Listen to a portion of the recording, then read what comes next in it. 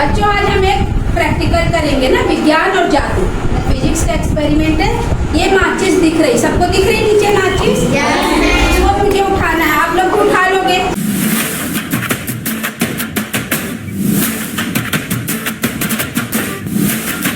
देखो पैर को ऐसे ऐसे या ऐसे ऐसे नहीं करना ना, बस ऐसे झुकना है और उठाना है, उठा लेंगे, ठीक है। अब इसी माचिस को हमको एकदम दीवार में चिपकना है, थोड़ा सामने रखें। अब इसको उठाना है, ऐसे करके उठाना है, गिरना नहीं। कितने लोग इसको उठा पाएंगे?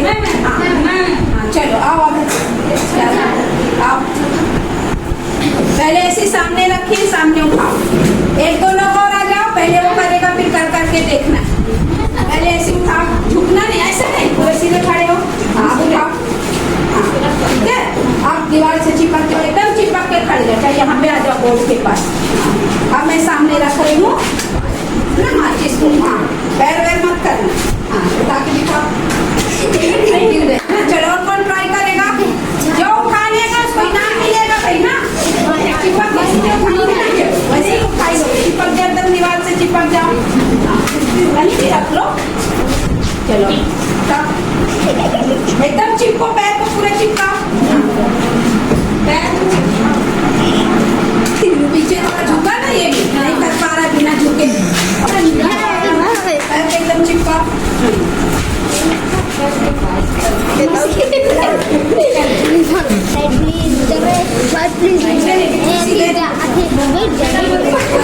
ऐसे उठा के देखो, थोड़ा आगे करके, थोड़ा सा आगे करके, बस अब उठा, फिर चिपको नहीं। अब उठाओ, उठाओ उठाओ, ऐसे फिर भी बढ़ रहा है ना। चलो करके देखो, पहले ऐसे सीधे उठाओ, चिपके भी ना उठाओ, उठा पा रहे हो? अच्छे से रखो, अच्छे से रख के दो इसको, और दीवार से मत चिपको, आगे हो। उठाओ, अब एकदम चिपको, पैर भी जोड़ो, डालो बेटा, पैर भी जोड़ो, पैर जोड़ो, थोड़ा आगे रखो, थोड़ा आगे रखो, पैर से मत करो, करो करो करो। दीवार को ऐसे नहीं छूना है ना।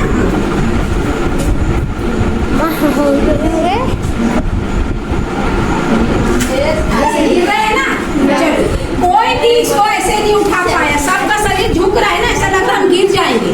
जबकि जब हम थोड़ा आगे रहते हैं तो वही वस्तु हम आसानी से उठा लेते हैं, लेकिन जब हम एकदम ऐसे दीवार से चिपक के उठाते हैं वही वस्तु को, तो ऐसा क्या होता है, ऐसा लगता है हम गिर जाएंगे, हम नहीं स्ट्रेट होकर उठा पाते।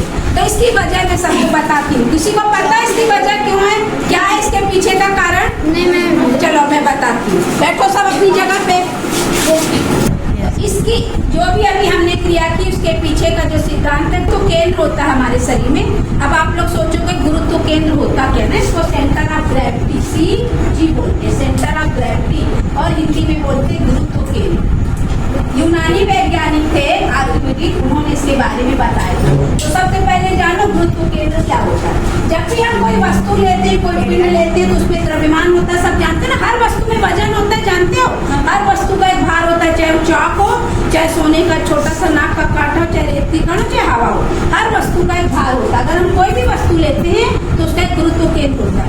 तो गुरुत्व केंद्र वह बिंदु होता है जहाँ पर अगर हम तीन बल, एक समतल बल होता है, एक खड़ा बल होता है और एक क्षैतिज, है ना, ऊर्ध्वाधर और एक क्षैतिज, वर्टिकल, हॉरिजॉन्टल और प्लेन, तीनों जब फोर्स जहाँ पर बिल्कुल काम नहीं करते, मतलब हमारे शरीर में एक न एक बिंदु ऐसा होगा जहाँ पे गुरुत्वाकर्षण बल, सब जानते हैं गुरुत्वाकर्षण बल क्या होता है।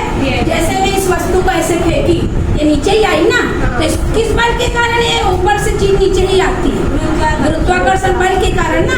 हर वस्तु पर धरती एक बल लगाती है जिसको गुरुत्वाकर्षण बल कहते हैं। लेकिन हमारे शरीर में एक बिंदु ऐसा है जहाँ पर गुरुत्वाकर्षण बल काम नहीं करता। हमारे इतने बड़े शरीर में एक बिंदु ऐसा, उसी को हम गुरुत्व केंद्र भी बोल सकते हैं।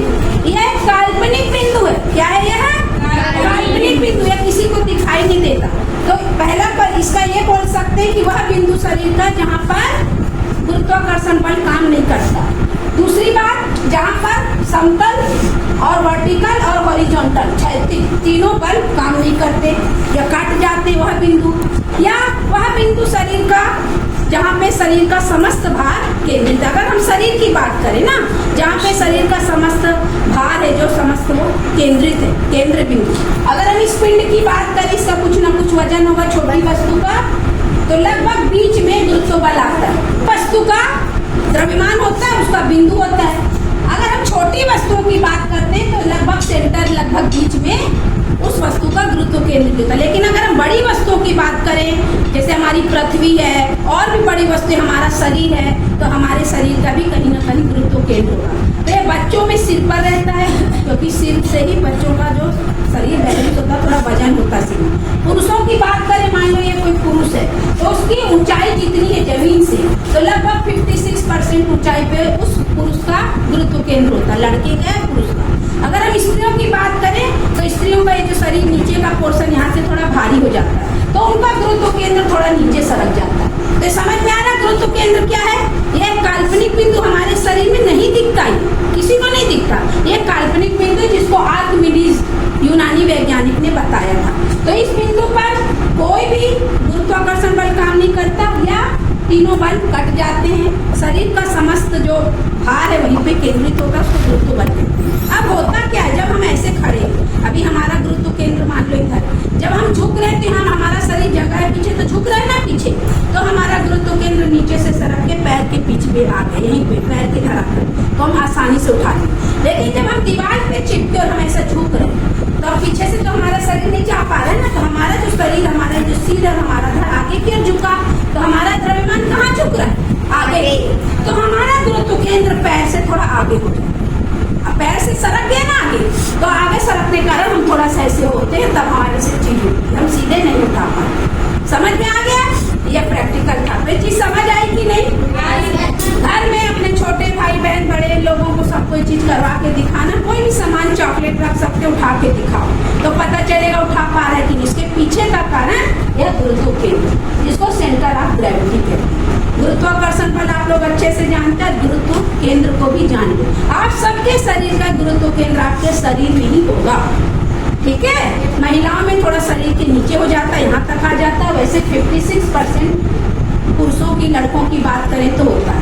अगर कोई व्यक्ति बहुत नाटा है और एकदम यहाँ से भारी, तो उसका गुरुत्व केंद्र और नीचे जाएगा। समझ आ रहा है ये चीज? तो यही होता है गुरुत्व केंद्र, इसलिए हम इस चीज को नहीं उठा पाते। समझ में आ गई क्लास अच्छे से? साइंस का छोटा सा फन है ये, लेकिन इसके पीछे वैज्ञानिक कारण है।